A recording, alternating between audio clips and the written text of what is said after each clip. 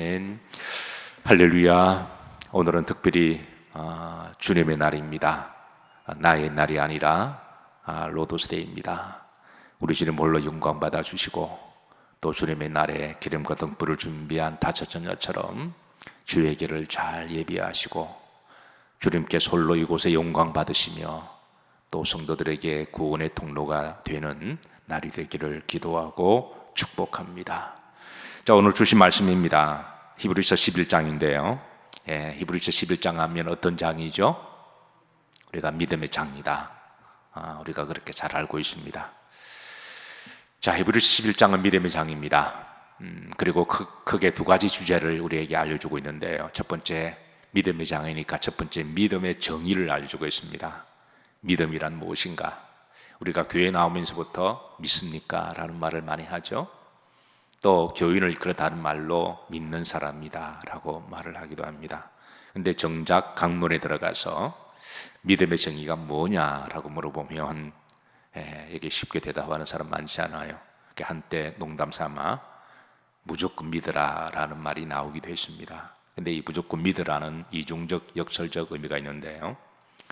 하나님은 완전하시고 하나님은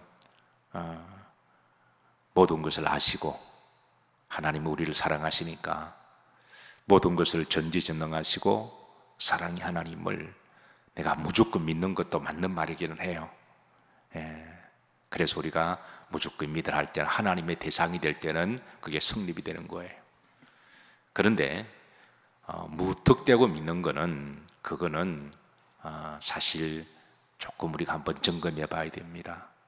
뭘 성경도 알고 믿고 우리가 또 믿음의 대상도 알고 믿어야지. 그냥 할 말 없으니까 그냥 이성과 상식이 없는 것처럼 그냥 무조건 믿으라고 하는 것은 그것도 믿음에 대해서 우리가 잘못 알고 있을 수가 있다고 하는 거예요.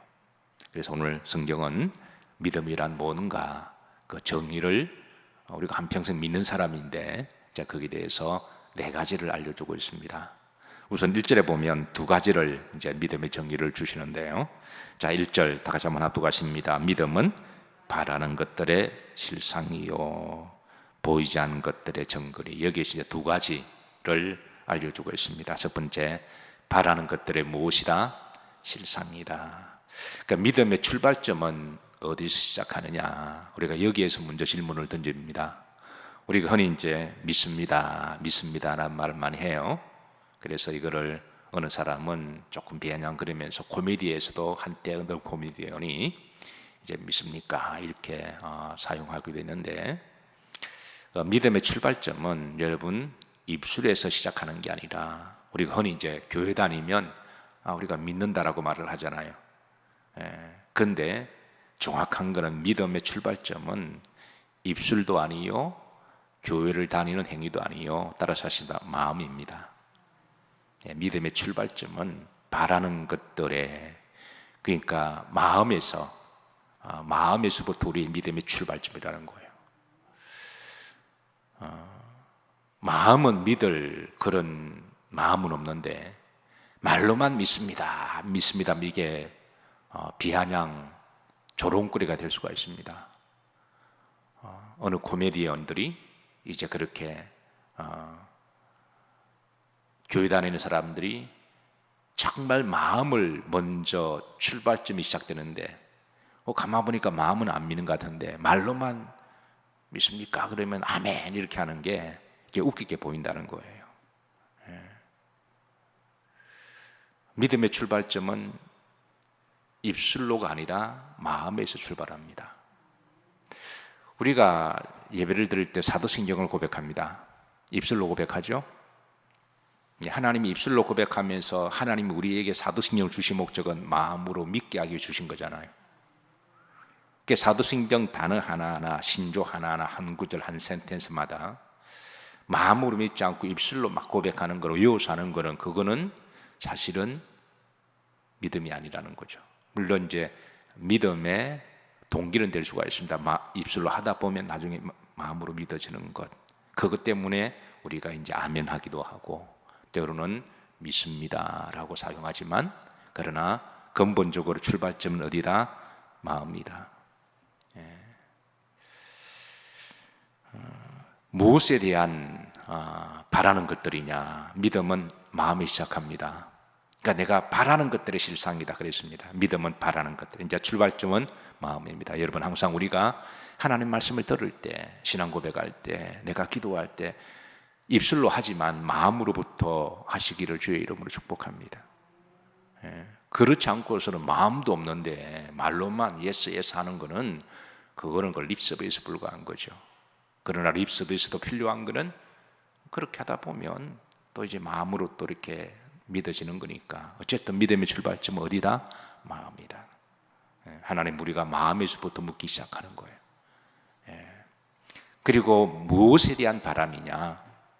개인적인 어떤 욕망이나 개인적인 어떤 소원이냐? 그거보다도 따라서 하나님을 우리의 마음의 믿음에 바라는 대상은 어떤 세상이나 내 개인의 욕망이나 개인의 비전이나 뭐 개인의 비전 소원은 다 필요하기는 해요. 그러나 우선순위 문제가 하나님이라는 거예요. 그래서 이제 히브리 12장 1절에 보면 12장도 믿음의 장과 이어지는데요. 12장 1절에는 믿음의 주요 온전케 하시는 예수 그리스도를 바라보자. 이게 무엇에 대한 바람이냐? 그러니까 모든 전지전능하심과 모든 능력은 하나님이시니까 우리가 하나님을 바라볼 때 마음으로부터 그때부터 이제 우리의 믿음이 싹이 나기 시작한다라는 거예요.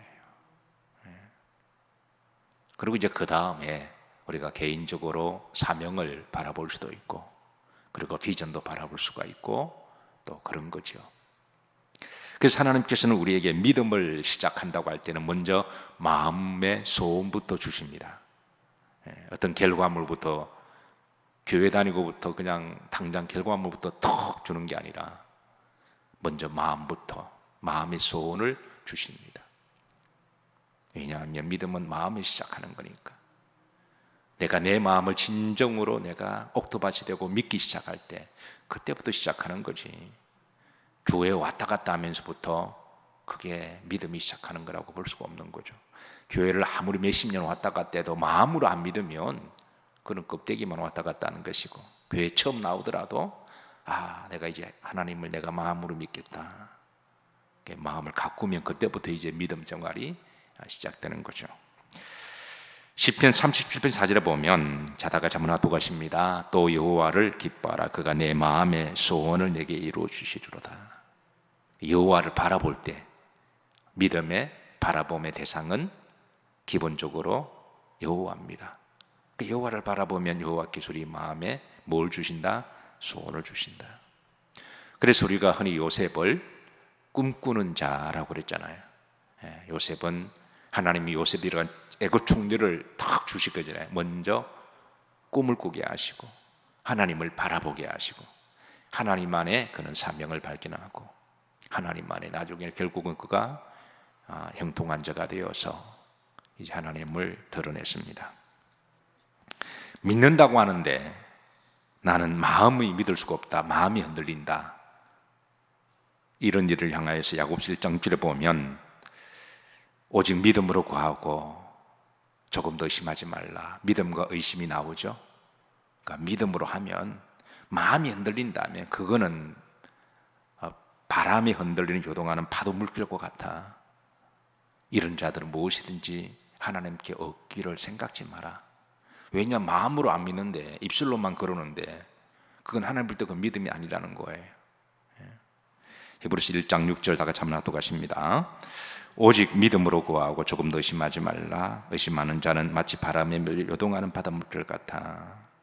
20세기에 미국의 유명한 작가 중에 클로드 브리스톨이라고 하는 사람이 있습니다. 이 사람이 재미있는 책을 하나 내었어요. 신념의 마력이라는 책입니다. 신념의 마력. 그러니까 마음속에 어떤 결심은 그게 어떤 마력이 된다고 하는데요. 그런 그 책에서 이제 마음 그림 그리기라고 하는 것을 제시합니다. 이 사람은 일반 학적인 부분에 있어서도 사람이 몸을 이루려면은 먼저 마음속에 어떤 자기가 어떤 그림을 그리라는 거예요. 그림을 그릴 때 구체적으로 그림을 그려 나가죠. 그래서 마음으로부터 내가 뭔가 내가 바라는 것들을 뭐 하고자 하는 어떤 그런 목적, 그리고 어떤 방향, 이런 것들이 있을 때 이제 어떤 비전이 생긴다고 하는 거죠. 그래서 그렇게 마음으로 점점 구체거리다 보면 나중에 이루어진다. 세상에서 모든 일을, 좀 위대한 일을 이룬 사람은 먼저 마음부터 계획을 세우고 마음부터 노력을 했다라는 거죠. 내가 아무런 마음의 노력도 없는데 공부 잘하는 애가 없습니다. 공부를 잘하려면 내가 마음부터 먼저 다짐을 하는 거죠. 내가 오늘은 몇 시에 일어나고, 오늘은 몇 시간을 해야 되고, 오늘은 내가 TV 안 보고, 오늘은 내가 좀 잠 좀 덜 자고, 오늘은 내가 선생님 좀 집중하고, 좀 걸어다니면서 내가 몇 가지 암송하고, 버스 탈 때 오늘 암송하고 단어 몇 가지 외우고, 이런 것들이 다 마음에 시작하는 거잖아요. 이게 이제 하나님 주신 마음의 원리를, 뭐 인간은 다 그렇게 하나님만 창조 원리가 있으니까. 그래서 세상 사람들도 이제 마음의 마력이라고 하는 것을 알고 그렇게 해서 자신의 비전을 이룬 사람들이 많이 있습니다. 믿음의 정의 첫 번째는 바라는 것들의 실상이다. 믿음은 출발점 어디 시작한다? 마음이다. 그리고 우리의 믿음의 대상은 하나님이시다. 하나님을 바라보고 예수님을 바라보고, 그러면서 이제 그게 믿음이 시작된다고 하는 거죠. 자, 두 번째 믿음의 정의 1절 흐름질입니다. 따라서 보이지 않는 것들의 증거다, 에비던스다. 보이지 않는 것들의 증거다. 사실 믿음은 추상명사입니다. 그런데 실상 증거는, 이거는 물질명사입니다. 믿음은 보이지 않는 것, 바라는 것들의 실상, 히포스타시인데요. 이게 보이는 실체를 이야기하죠. 그러니까 믿음은 그 성질이 추상명사고, 실상은 눈에 보이는 실체, 물질명사입니다. 추상명사와 물질명사는 이게 문법적으로는 서로 반대되는 거거든요. 그런데 믿음은 지금은 보이지 않지만, 그러나 우리가 마음이 시작하고 하나님을 믿고, 그리고 하나님 우리에게 마음의 소원을 주시면 우리가 그걸 가지고 기도하고, 그리고 내가 노력하고, 그리고 또 기도하고 또 노력하면 그 언젠가는 에비던스, 증거가 된다라는 거예요. 하나님을 신뢰하는 믿음을 가지고 끝까지, 지금은 보이지 않지만, 사실 우리가 부모가 자식을 키울 때 여러분 믿음을 가지고 자녀들한테 투자하는 거죠. 지금은 애가 삭수가 노랗게 보였고 코 질질 흘리고 걸음도 제대로 못 걷고 걷다가 넘어지고 하는 말들이 다 철없고 엉뚱하기도 하고 참 기가 막히고 참 아무 능도 없는 것처럼 보이고, 게다가 공부도 잘 못하고 안 하고, 또 그래도 부모는 자식한테 계속 믿음을 가지고 투자하잖아요. 피같이 번 돈을 가지고 어떻게 하든 투자도 하고 타이르기도 하고 밥도 해주고 잠도 재우고, 그 자녀에 대한 뭐가 없으면, 믿음이 없이는 지금은 애가 별 볼 일 없이 보이지만 나중에 아이가 커서 나중에는 별 볼 일이 있을 것이다 라고 하는 게 바로 믿음이죠. 믿음이 없이는 우리는 자식을 키우지 못합니다. 마찬가지로 하나님이 우리들에 대한 믿음도 그러시다라는 거예요. 우리가 처음에는 별로 믿음도 없고, 그리고 죄인이었고, 그리고 철도 없고, 그냥 그렇지만 하나님 우리를 계속 믿어주시는 거죠. 계속 믿어주셔서, 그래서 우리가 그 하나님 믿음 안에서 우리가 조금씩 성장하고 성숙하고 또 주님의 기쁨이 되는 줄로 믿습니다. 자, 보이지 않는 것들이 증거다. 자, 이 증거가요, 이 법적인 용어인데요. 원래는 이제 법적인 용어입니다. 법적인 용어인데, 이 판사들이, 재판관들이 옳고 그름을 판결을 내릴 때에 두 가지가 필요합니다. 물정 아니면 정인이 필요합니다. 그런데 여러분, 물정보다도 확실하게 이제 필요한 것이 바로 정인이죠. 그래서 그 다음에 11장 2절입니다. 자, 이제 보이지 않는 것들이 증거다. 증거라 그러면서 누구들이, 선진들이 이로써 증거를 얻었다. 그러니까 이 이 정거에 대한 확실한 법적인 정의를 선진들로 지금 소환을 하는 거죠. 이 믿음에 대한 정인들이 있다. 그 물정이 아니라 그게 바로 선진들이라는 거예요. 신앙의 정인들, 허다한 사람들, 일일이 정인을 소환을 하면 수백, 수천, 수만이 되겠지만 히브리서 11장 4절 이하로부터는 이제 아브라함을 소환하고 보세를 소환하고 이렇게 믿음의 요셉을, 이삭을, 야곱을 이렇게 쭉 그거 이 법적인 그 정인들이거든요. 한때 역사 속에 생생하게 살았던 그들의 삶 전체를 통하여 믿음을 전거했던 정인들을 소개하면서, 그래서 믿음의 장 두 번째, 이제 믿음의 사람들을 정인으로 소원하고 있습니다. 이제 이 부분은 나중에 우리가 다음 주에 좀 살펴보도록 합니다. 자, 세 번째 믿음의 정의는 뭐냐? 3절에 보면 하나님의 말씀을 믿는 거라는 거예요. 자, 보십시다. 3절, 자, 중반절까지 합독합니다. 믿음으로 모든 세계가 하나님의 말씀으로 지어준 줄을 우리가 아나니. 예. 그러니까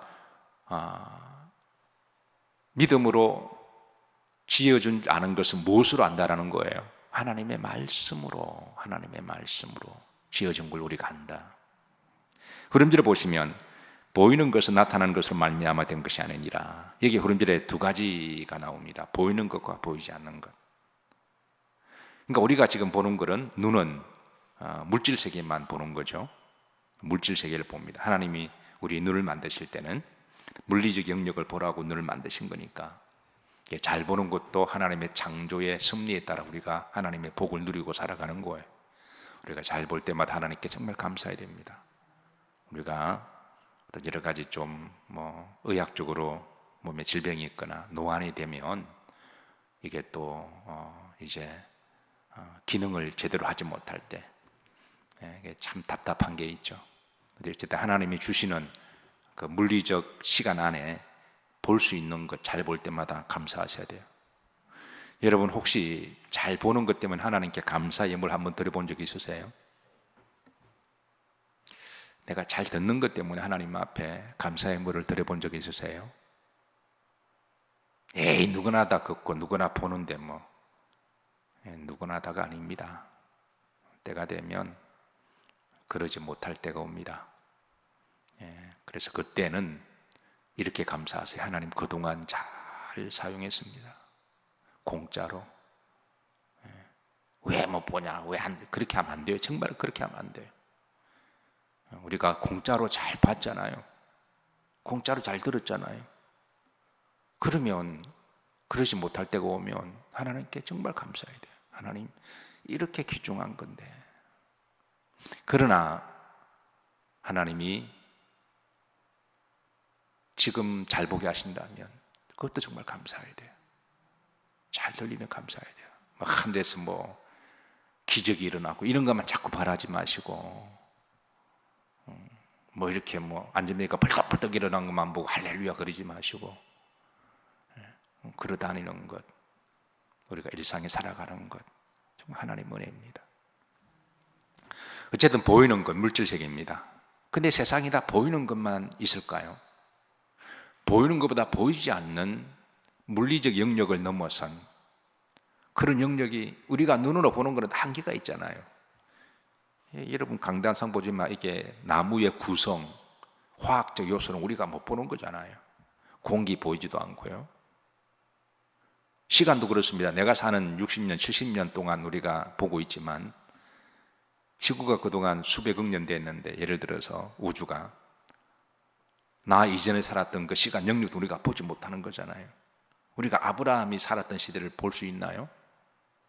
그리고 앞으로 내가 죽고 난 다음에 다음 후손들이 살 100년의 그 세계를 내가 볼 수가 있나요? 천지가 창조되었을 때 창조되었던 그 놀라운 일들을 하나님이 첫째 날 만드시고 우리가 볼 수 있나요? 시간의 영역을 뛰어넘는 그 시간대이기 때문에 우리가 그것도 보지 못해요. 그래서 우리가 보이는 세계도 보이지 않는 세계 이 두 영역이 있는데, 그래서 그러면 예를 들어서 오늘 히브리서 기자가 이야기합니다. 천지가 창조된 것들을 우리가 눈으로 볼 수 없는 것들이 있는데 그걸 눈으로 내가 봐야만 믿느냐? 아니라는 거예요.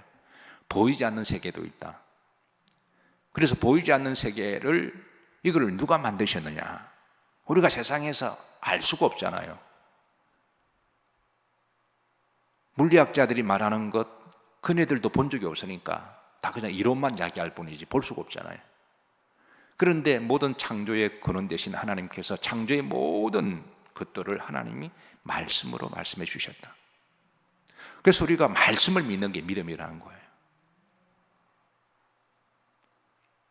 믿음은 뭐냐? 세 번째 정의가 하나님의 말씀을 믿는 거다.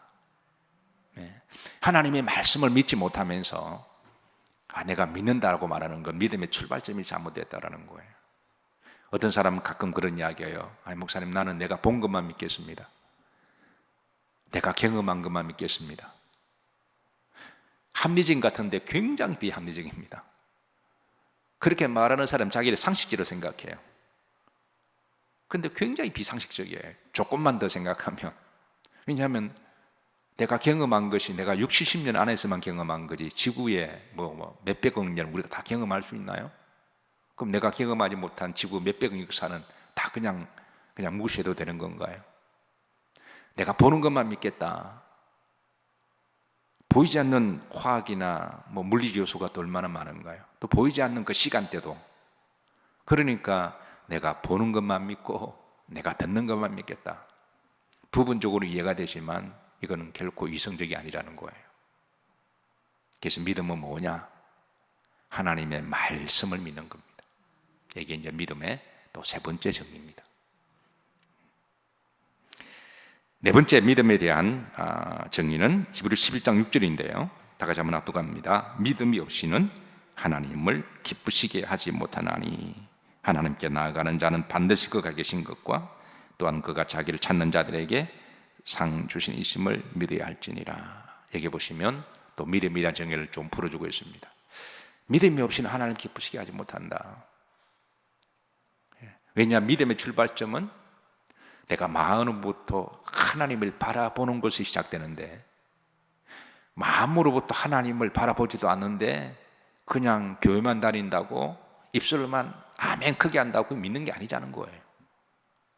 아멘 하지 말라는 게 아닙니다. 그건 훈련이죠. 근데 마음에 쓰러 나는 아멘이 그게 진짜 아멘이라는 거예요. 그러니까 믿음이 없이 아무리 교회 오래 다녀도 하나님 기쁘시게 하지 못한다. 두 번째, 하나님께 나아가는 반드시 그가 뭔가 계신 것과 하나님은 살아계시다. 내 마음으로부터 하나님이 살아계시는 것을 믿는 거에, 왜냐하면 믿음의 출발점은 하나님으로 시작하는 거니까. 우리의 바라보는 궁극적인 대상은 하나님이시니까. 세 번째, 자기를 찾는 자들에게 뭐 주신다? 상 주신다. 하나님은 하나님을 믿는 자들에게 구원의 상을 주십니다. 그리고 하나님의 영광을 위하여, 하나님의 소명을 위하여, 우리가 사명을 위하여 미션을 하나님 우리에게 주십니다. 그리고 하늘에 또 상급도 예비하시고. 그래서 히브리서 기자는 믿음이란 뭔가라고 화두를 던지면서 믿음의 정의를 우리들에게 네 가지를 알려주시고, 그리고 이제 4절부터는 보이지 않는 것들의 정근이, 그러면서 보이는 사람들의 정인들을 소환을 해서 이제 한때 역사 속에 살았던, 정말 생생하게 처절하게 살았던 그들의 삶 전체를 법정으로 소환을 해서 이제 믿음의 정인들을 이렇게 한 사람 한 사람을 알려주고 있습니다. 사랑하는 성도 여러분, 거룩한 성일입니다. 오늘 하나님 기뻐하시는 믿음을 가지고 주님을 잘 이렇게 환영하시면서 그 제단에 오직 하나님께 영광 올려드리는 예배가 되고, 또 새 생명을, 성령 충만함을 다시 공급받으셔서 또 한 주도 믿음으로 힘있게 살아가시기를 주의 이름으로 축복합니다. 자, 우리